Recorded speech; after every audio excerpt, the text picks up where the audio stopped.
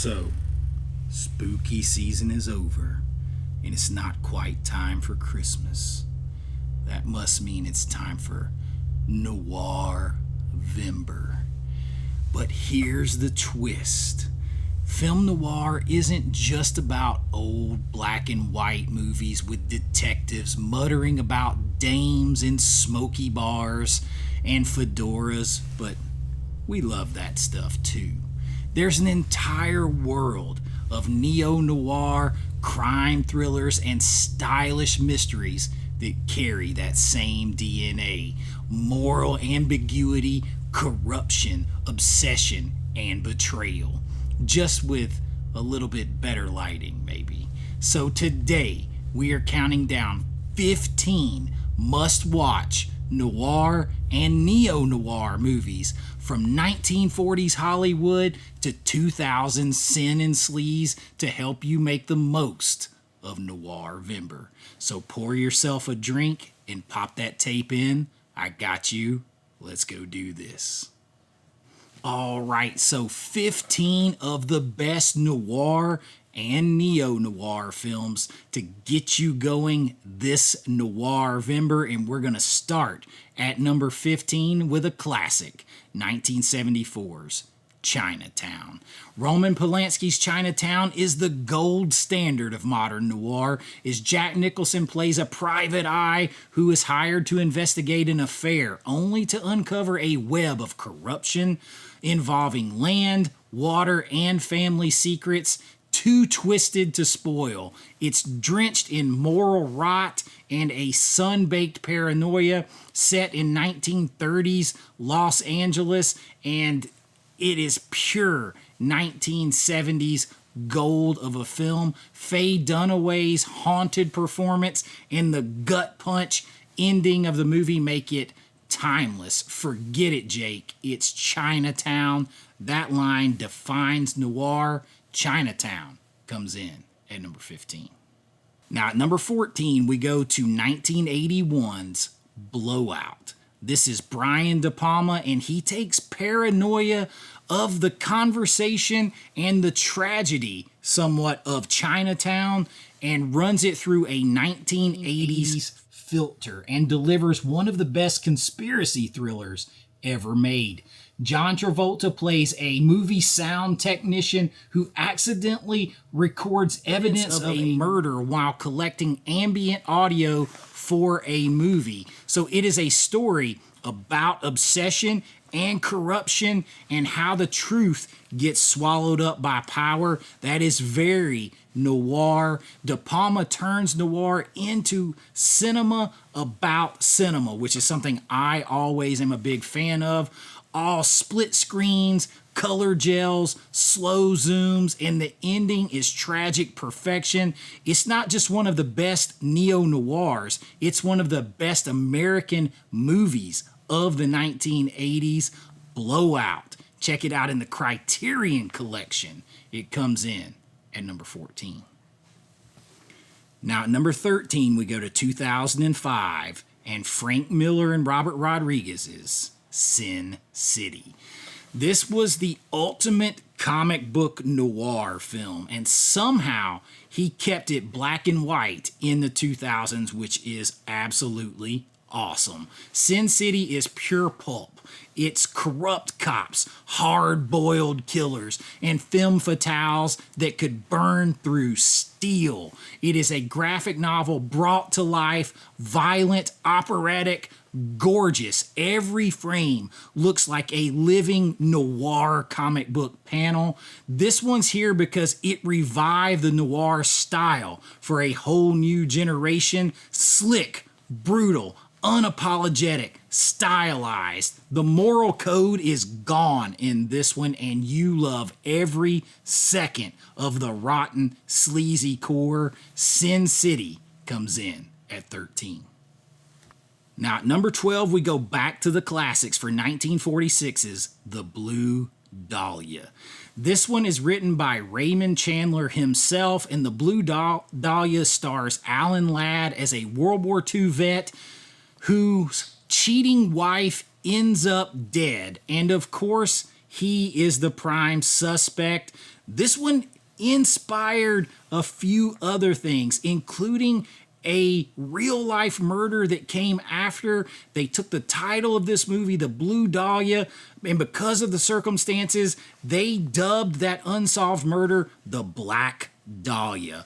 Both are very famous. This one has smoky jazz clubs, rain-slicked streets, and sharp dialogue to it. This is the blueprint for post-war American noir films, cynical, moody, and steeped in all kinds of moral confusion. The real Blue Dahlia murder inspired LA Confidential and Chinatown as well.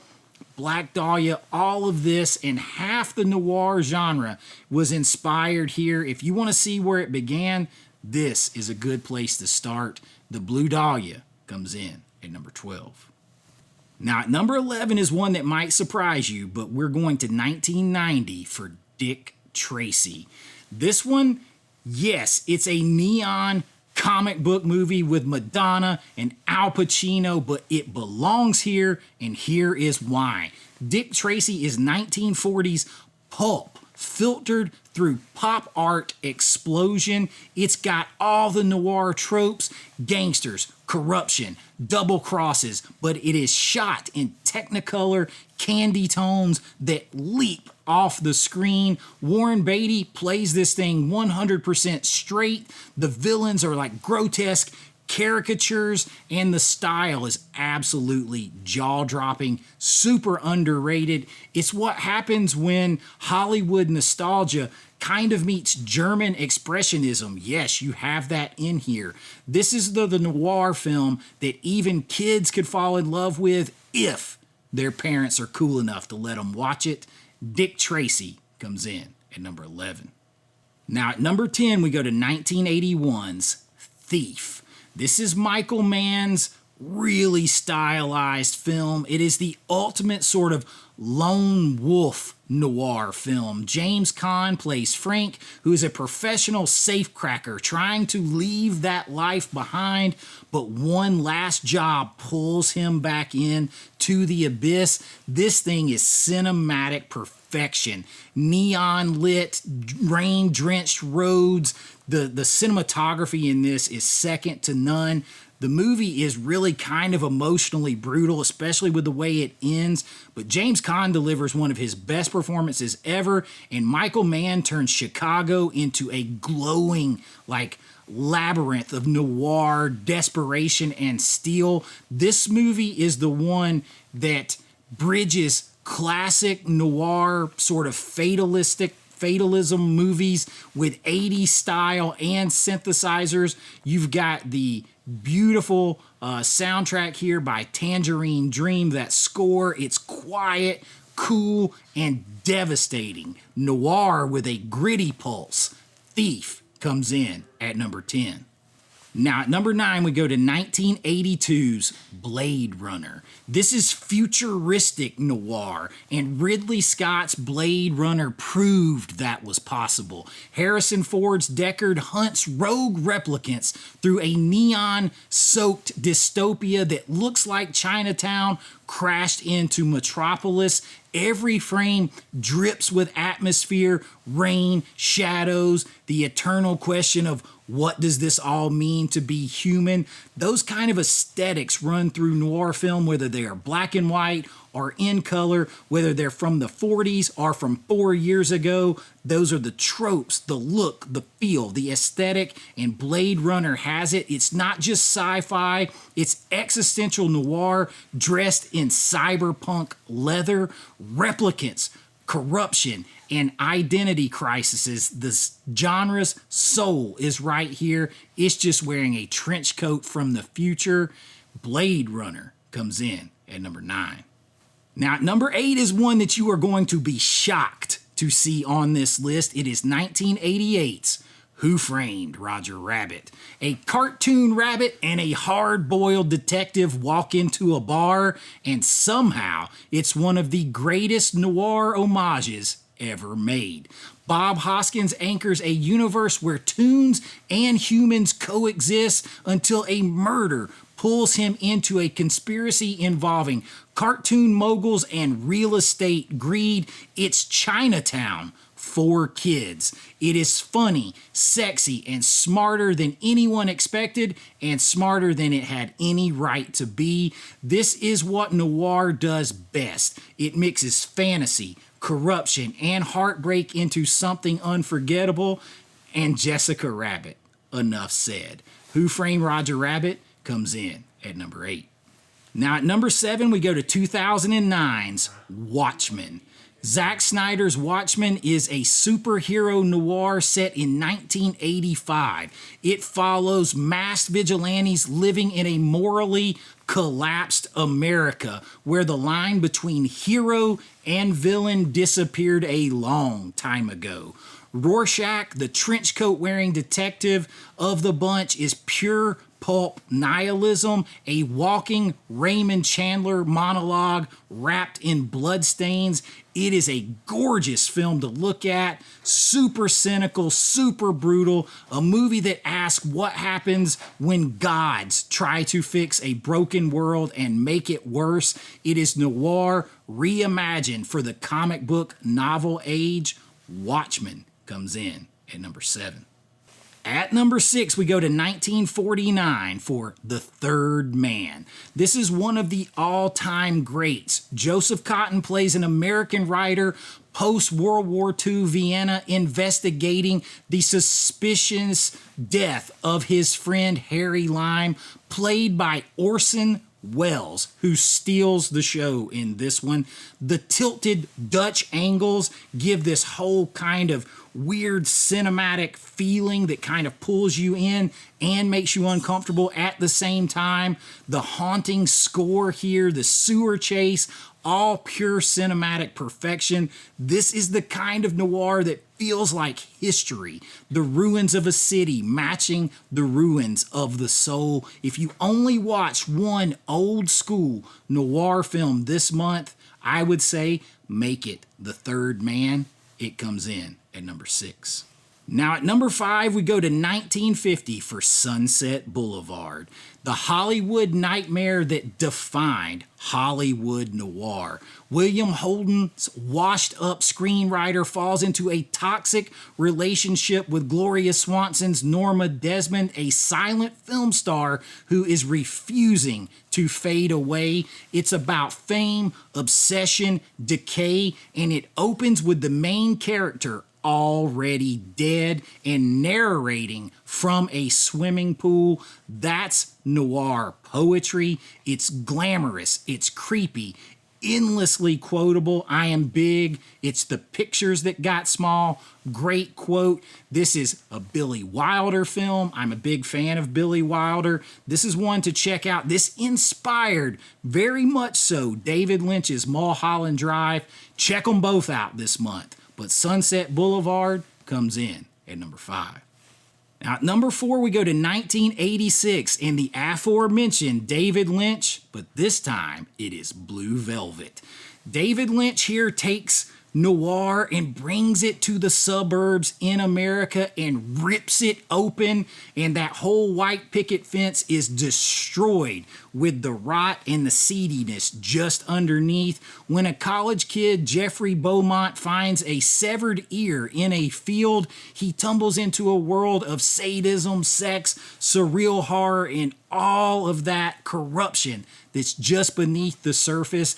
It's noir sort of reimagined as a fever dream, a small town nightmare wrapped up in velvet and gas masked depravity. You have Dennis Hopper really chewing scenery in this one, and Lynch's message, even though the most peaceful suburbs look beautiful, they have something sinister underneath. Blue Velvet comes in at number 4. Now at number 3, we go back to 1967 for Jean-Pierre Melville's minimalist masterpiece, Les Samurai. Alain Delon plays a contract killer living by an unbreakable code. This is something I identified with so hard with this movie, is if you have your own strict personal code that you live by, and you make that pact with yourself and your creator, then everything else is secondary. That is captured in this film, precise, silent, and doomed. No one makes noir cooler than the French sometimes when they are trying to copy what we do here in America, and they turn it up to 11. You've got Les Samurai. Feels like every scene is almost a ritual for Alain Delon in this movie. Smoke, silence, reflection, death, some of the coolest simple cinematography shots ever. A beautiful shot pulling up to the red light in the rain pouring over the windshield. You can see the fingerprints of Drive, John Wick, and Ghost Dog all through this thing as they would come later. It's an existential noir stripped down to its bare bones, the loneliness of a man who only knows how to disappear. Les Samurai comes in at number 3.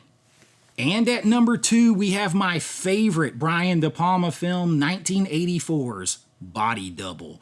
Brian De Palma strikes again with his second attack on this list with voyeurism, Hitchcock homages, murder, and Hollywood sleaze as a struggling actor is house sitting in LA and becomes obsessed with a woman he spies on through a telescope, very rear window, and he witnesses a possible murder. So it's Rear Window on cocaine, drenched in neon and 80s paranoia. It's sexy, trashy, perfectly self-aware. It knows exactly what it is. It's the dark side of 80s Hollywood glamour. De Palma turns obsession into art and LA into a creepy hall of mirrors, Dutch angles, dolly zooms. It's all here. Body Double comes in at number 2. And at number 1, there was no question. It is 1944's Double Indemnity. This is the one that started it all. Billy Wilder's Double Indemnity is the blueprint for femme fatales. You have insurance fraud, the femme fatale, and a man who is doomed but cannot stop. Fred McMurray, Barbara Stanwyck have electric chemistry in this movie that is sitting right here on my shelf. The dialogue crackles like it is a live electric wire bouncing in the water of the rain-soaked neon streets. The voiceover, the Venetian blinds, the cigarette smoke. This is where film noir was born. Every noir and neo-noir since this movie owes it a debt. It is stylish, sexy, cynical, and the dark heart of the American dream. It is noir. Double Indemnity comes in at number 1. So there you have it. 15 films that prove noir never died. It just changed its lighting. Whether it's trench coats or trench coats made of latex, the DNA is the same. Flawed people chasing something they'll never get in worlds built to break them. This November, skip all the Hallmark marathons for a couple of days. Pour yourself a stiff drink and celebrate Noirvember with the shadows instead. And that's what I got for you this time. I hope you enjoyed it. If you did, please like and subscribe. It really helps out the channel. And if you'd like to support what we do here a little bit more and get some behind the scenes looks at my filmmaking, all of that cool lighting style, I've done a film noir myself. You can join at my Patreon. The link is below. You get your name and lights on every single video, and everything goes back into the channel, and I really do appreciate it. But until next time, be kind, rewind like always. This is Chase with AV Pop Culture, and I'll see you real soon. Bye-bye. I know.